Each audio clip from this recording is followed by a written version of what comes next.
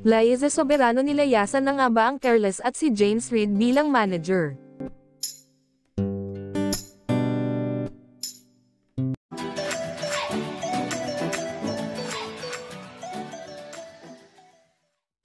Hindi na nga ba in good terms sina James Reid at Liza Soberano? Tuluyan na nga bang nasira ang pagkakaibigan ng dalawa? Kalat na raw ang kwento tungkol sa pag-alis ng aktres na si Liza Soberano sa Careless, na nasa ilalim ng pamamahala ng aktor at singer na si James Reid.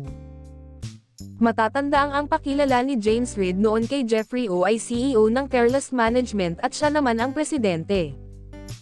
Matagal na rin kasing napapansin ng fans ni Liza na hindi na nagpo-post ang Careless PH ng mga ganap at proyektong ginagawa ng aktres.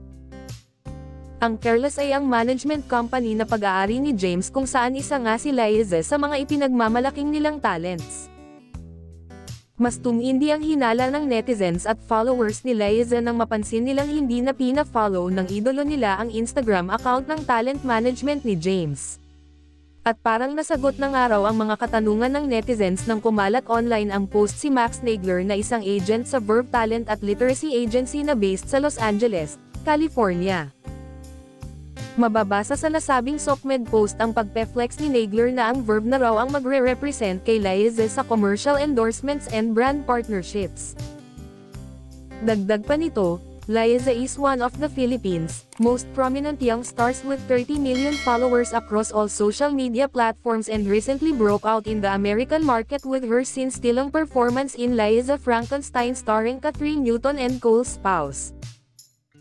The film garnered attention for Liza's standout performance.